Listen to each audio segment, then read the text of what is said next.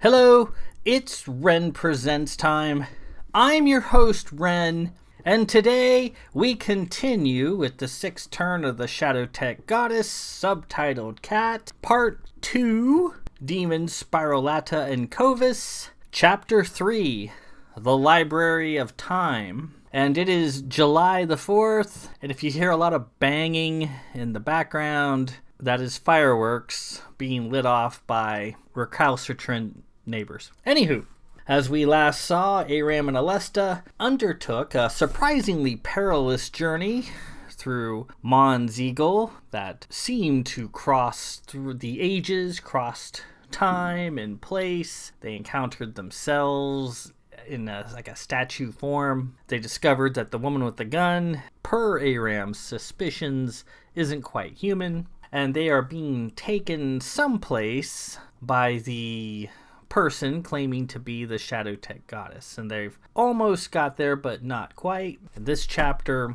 we will discover where she was intending to take them. Quick note on something that I get asked a lot about that people don't understand is the term or the concept of impassibility in time, and we'll be dealing with that in this particular chapter. What it means: if you have impassibility in time, it means you have always existed from the beginning of time, and you will continue to exist until the end of time. The gods, in my book, the Celestial Arboreum, all have impassibility in time, and Carahil, in book 2, joined the Celestial Arboreum and became a god. But Carahil was only recently created via Shadow Tech in a fountain by Lady Poe of Blanchford. So he's only, in book time, only a few months old. Yet he has impassibility in time, and therefore it doesn't matter when he was created or came into being, he has always existed from the beginning of time until the end. We will see that manifest itself further in this chapter as Bellathauser, the V-Dogan demon, who seems to be the adversary of this book, has taken up residence in the Hall of Mirrors and therefore is impassible in time. She shows up. She can be insensate, she can be mindless, she can be cunning, cruel, and sometimes thoughtful and benevolent, aware of her station. You never quite know what you're going to get, but she can pop up anywhere at any time. And it doesn't matter if you blow her away, incinerate her, utterly destroy her due to impassibility in time. She can pop right back up again. It was very difficult to get rid of a V-Dogan demon. So, let's dig in, shall we? Part 2, Chapter 3, The Library of Time. They moved down a long straight passageway marked with bluish stone block, the walls lined at regular intervals with recessed alcoves that at first seemed shallow, but were actually dark and nebulous, going back an apparent great distance. "Where are we now?" Alesta asked, her hand still buried in Aram's. "This little adventure has been terrifying. You're in the Hall of Mirrors. You've been here before. This is the threshold between the universes. We've never seen it like this," Alesta said. Aram and Alesta trotted at her side. "Bellathauser told me something," he said. "Yeah? What'd she tell you?" "She said you're not the Shadow Tech Goddess." "Did she?" The Shadow Tech Goddess laughed. "Who knows about anybody, right?" They reached the alcove. A vast workshop awaited them, the walls lined with shelving and charts of immense complexity and impeccable organization. The shelves were stocked with a great number of round, rock-like devices, each of similar size and construction, but all varying slightly in color. Aram and Alesta recognized the devices, for they had seen a similar one many times. Anatameters, hundreds of them. The anatameter, innocuous yet unimaginably powerful, was the arcane device that had started this whole adventure across the plains as they pursued it from one universe to the next. A man sat at a workbench, his back turned to them. He was thin and elegant, working on yet another anatameter, this one open, its complicated bone-like innards exposed. He had long silvery hair that came to the small of his back over a delicate green silk shirt. He wore fitted gray leggings and a pair of knee-high boots constructed in a soft, woodsy material. He set his tools down and turned to them. Even the simple motion of turning his neck seemed fluid and graceful. He was beautiful, almost inhumanly so, his features delicate and perfect. Aram recognized him as the man sitting in the throne room, frozen in time, always still and inscrutable, and now here he was, living and whole. He consulted his timepiece. "I knew you'd be coming," he said in a thin voice. "You're late, actually." The Shadow Tech Goddess answered, "I try to be unpredictable. We have a problem, and you must correct it." She held out the chart. He glanced at it with disinterested violet eyes. "I am aware of your problem. I'm supposed to argue, to bemoan your presence in my workshop, to chastise you for allowing this stitching to happen in the first place, and to ask you to leave. I'll simply forego those steps and take the chart, for there is no reasoning with you." "Smart move," the Shadow Tech Goddess said as he took the chart. He glanced at it. Aram and Alesta stood there, feeling somewhat overlooked. Aram cleared his voice and spoke. "Good sir, we've not been properly introduced. I am—" The man cut him off. "You are Josephus, 7th Lord of Aram, hailing from St. Edmund's, Calvert, Master Helmsman of the MVF Seeker, Privateer Wing. With you is Lady Alesta Dare, 10th Order." The man looked them over. "You realize, of course, that Lady Alesta is 147 years your elder, as measured on your home world, and that she is a prostitute by trade." "I am certainly not a prostitute," Alestra piped, stunned, breathless, holding her green robe shut in a demure fashion. The man regarded her a moment. Wrong timeline. My apologies." Aram wasn't ready to allow the prostitute remark to pass. He wanted to defend Alesta's honor and press this fellow as to why he called her a prostitute. However, the man had already admitted his mistake and apologized, so he let the matter drop. The Shadow Tech Goddess spoke.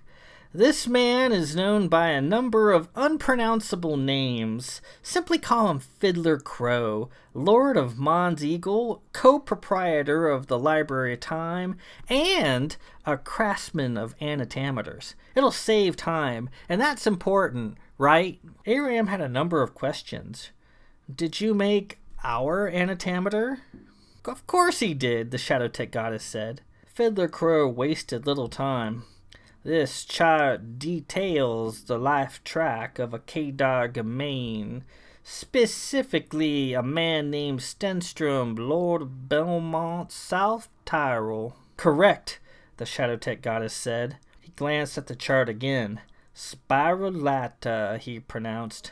"Very advanced, very complex." "No kidding. Why do you think we're here?" Crowe pushed the chart aside. "This particular plane of existence on your chart is bound for destruction. The role of the Kedar Gawain is to protect the universe from deleterious beings that would do it harm. Sometimes they fail, as in this case, and the universe falls. Let it go. Others will take its place. I suggest taking no further action." He began working on the open anatameter once again. "I can't let it go," the Shadow Tech Goddess said. "The Celestial Arboreum is watching this situation, and if the universe goes, then I go with it. I need this spiralata fixed." Crowe sighed. You're about to proffer a series of threats, promising various punishments and tortures if I do not comply with your demands, none of which interest me in the slightest. Go to your fate. This matter does not concern me. You have no arguments to compel me to action one way or the other. The Shadow Tech Goddess was undeterred. Sure I do. A demon is at work, taking advantage of the closed loop. It's a demon you know well. That seemed to get Crowe's attention. He turned from his work. Bellathauser exists in this spiral ladder. He glanced at the chart a second time, this time with greater attention. I hadn't anticipated that. Of course you didn't. You cannot track Bellathauser's movements. You have no idea when or where she's gonna pop up. Well, here she is, babe.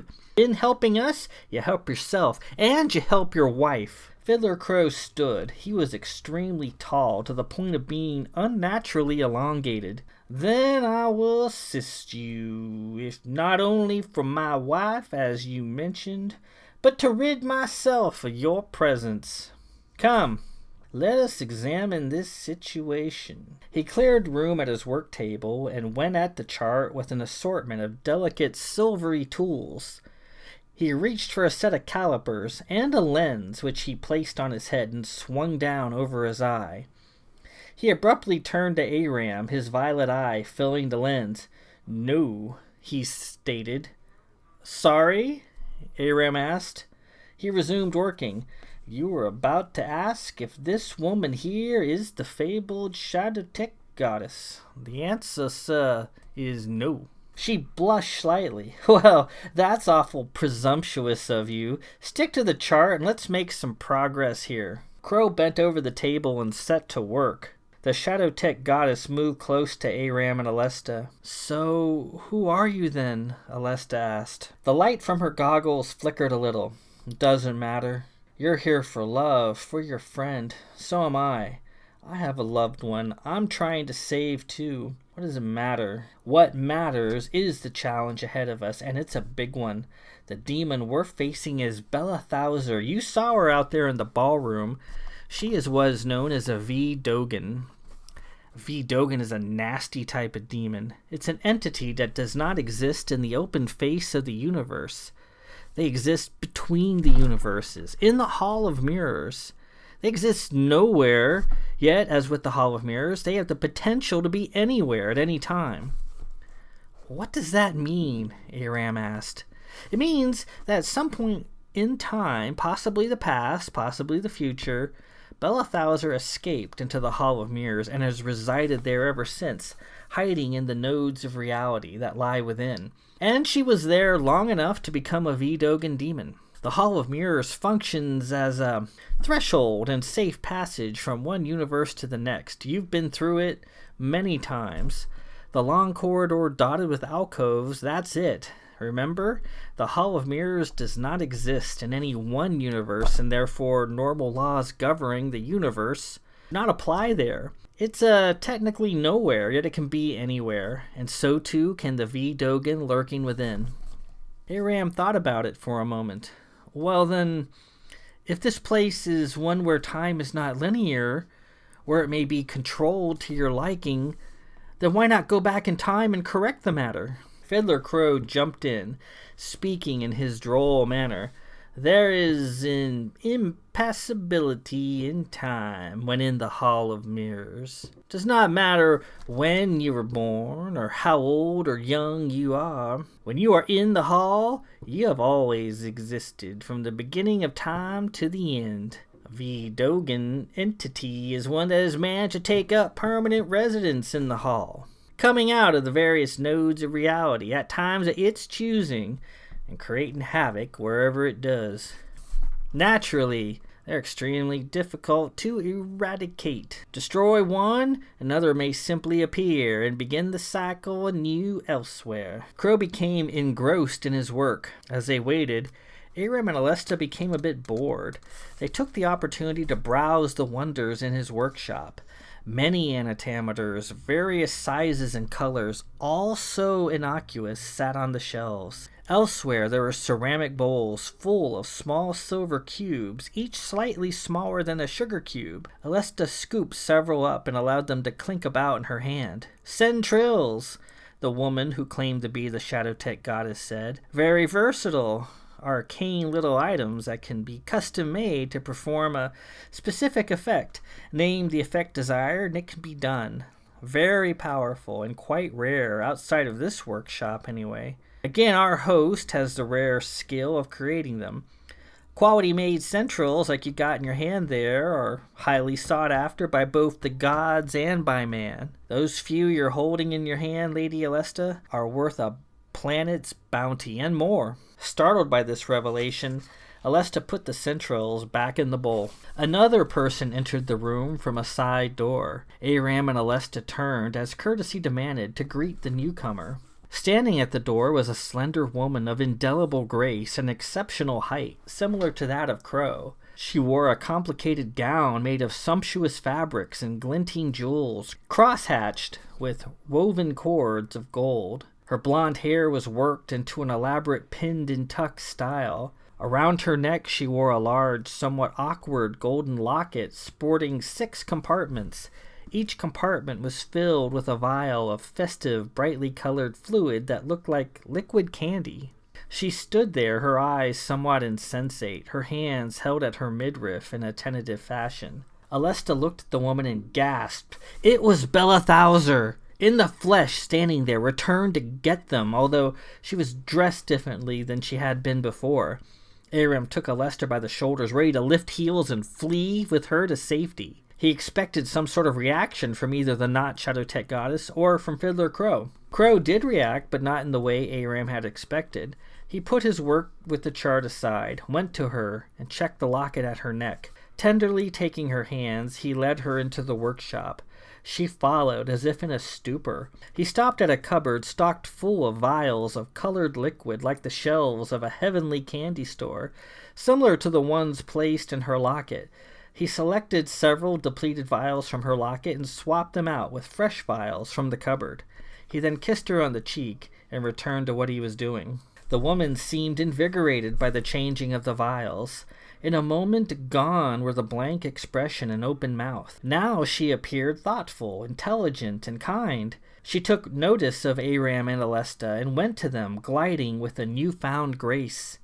"I'm sorry. I hope I didn't startle you. And who have we here today?" This woman looked like Bellathauser, but didn't act much like her. Aram had a good eye for detail. He quickly gathered information, comparing the two. Bellathauser, as he recalled, was flesh on the left and robotic on the right, split down the center. Bellathauser had been compressed down a bit to disguise her considerable height. Yet this woman was the exact opposite. Flesh on the right side and robotic on the left. Bellathauser's robotic half was a nightmare of knives and ridges, chainmail and spikes, all meant to inspire fear and create pain, which, as he had noted, was quite successful. This woman's robotic half was smooth and well-crafted, demure and doll-like in fine porcelain. In fact, it was difficult to tell she had a robotic half, so smooth and lifelike was its construction. She curtsied, her locket of colored vials glittering at her throat. "I am Wendell Knight, ruler of this region, side by side with my husband, and co-proprietor of the Library of Time. You are most welcome here. I didn't mean to startle you." She noted their apprehension. "I take it from your reaction you've had some dealings with Bellathauser. Am I correct?" Alesta nodded. "You are. She is quite horrid, so I'm told." Aram and Alesta came forward to greet her and introduce themselves. Wendell Knight seemed delighted with them. There was a pervasive feeling of benevolence radiating from her, unlike Bellathauser, who fumed with evil. They made their introductions, and Wendell Knight curtsied a second time. "Is she your sister, perhaps, great lady?" Alesta asked. "She is me, my lady, or part of me, at least, captured by the Ghrundids and made their queen." Aram and Alesta looked at each other. What are the Ghrundids? From the work table, Fiddler Crowe answered, We've no time for vapid explanations. Do not tire my queen. No, Wendell Knight said. Please, I'll show them. You continue, my love. Their question is fair. I'll show them. Queen Wendell Knight led Aram and Alesta out of the work area into a vaulted corridor of gold and lapis. As with the woman with the gun, Wendell Knight towered over them both. Aram was becoming rather tired of always being the shortest in the room. A long flight of grand, polished marble steps awaited them. Along the way, they passed a magnificent library full of a vast open spaces and inviting nooks lit up in towering golden window light. A ghostly lady glided through the tables, her form delicate and translucent. She glanced at Aram as he passed and smiled. He wanted to stop and have a look, but Wendell Knight kept them moving to the stairs. They went up to a small balcony overlooking a pleasant coastline. A telescope mounted on a delicate tripod stood near a rail. She looked through the telescope, training it on a distant point on the horizon. Here we are. Please, have a look. Aram approached the telescope, but the viewfinder was much too tall for him to see through. Your pardon? Would you have a stool for us to stand on? She blushed a bit. I'm very sorry. Here, if I may. She placed her hands on Aram's waist and lifted him to the lens. She lifted him effortlessly, as if he were a small child. Aram felt a bit undignified, hanging there in midair. He looked through the lens. What do you see, Rami? Aram squinted as he was held aloft in the gentle hands of Wendell Knight. I see a bluff overlooking the sea. The water is quite unusual in coloration. It's a rather milky hue. Must be some sort of sediment giving it that color. I see waves breaking and sea foam. Wendell Knight put Aram down. I'm sorry. That is not water you are seeing. Those are the Ghrundids, and Bella Thouser is their queen. Aram looked through the telescope a second time. I don't understand. We are immortal here, all of us, a gift from the elders of old. Therefore time has no meaning. Every bit of us is immortal, down to the smallest molecule. The Ghrundids are not whole people. They are bits and pieces, dreaming with malevolence as to what they once were. We are Sulfids here. We are whole. They are Ghrundids. They are not whole. Wendell Knight flushed up a bit. I'm sorry. I am not whole. I am a Sulfid no longer. She stood there in silence, eyes distant. Pardon, great lady, you were saying? Alesta asked, trying to stir her from her momentary trance. Wendell Knight smiled. I'm sorry. The Ghrundids dreamed of a queen, and they stole me from Mon's eagle, splitting me down the middle, making me a Ghrundid too. That sounds truly terrible, Alesta said. How did you escape? I don't know. Obviously, I was not returned whole. But it was not just part of my body that was left behind, most of my soul as well. My thoughts, my feelings, my knowledge. She has it all. It's only through sorcery that I function. My lockets provide the illusion and memory of what I once was. All my thoughts and emotions roil in her body, clashing, mismatched, and out of joint. She emerges from the Hall of Mirrors different every time. Sometimes she is a mindless, other times she is benevolent and soft-spoken, and again sometimes she is cruel and conniving. In any case, her one overriding goal is to join with me and take me back to the Ghrundids. The queen of the Ghrundids cannot be in pieces. She must be whole. She is a relentless fiend. Wendell Knight became lost in thought as she sorted through the horrific events in her mind. The fluid levels in her lockets bubbled and lowered a bit. Come, let us return. I believe my husband shall have important information for us. Please, come. They returned to the workshop, down the stairs, past the great inviting library, again seeing the ghostly lady gliding amid the books. Who is that person? Aram asked. That is Famila. She is a being we call a Reventor. A Reventor is similar to a Ghrundid, though it retains a consciousness of its own, generally of benign nature. It's an amalgamation of shed particulate matter, come together and given form. I will introduce you later. Along the way, Wendell Knight faltered and became unsure of herself. Perhaps it's this way? she said tentatively, pointing in the wrong direction. She stumbled and then fell to the ground, her massive locket clattering on the stones. And with that, we come to the end of Chapter 3, The Library of Time. The Shadow Tech Goddess, or the not Shadow Tech Goddess, as we saw, led Aram into the workshop of Fiddler Crowe, a very powerful deity, you could say, one of the gods of camera, the husband of Queen Wendell Knight, and a skilled craftsman in the construction of antimeters and centrils.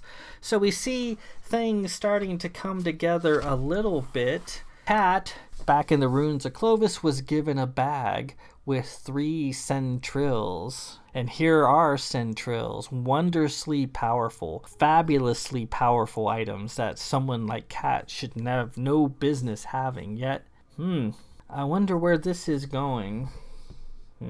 We talked about Bellathauser and the impassibility in time. I hope that concept makes good sense. It's a pretty key one.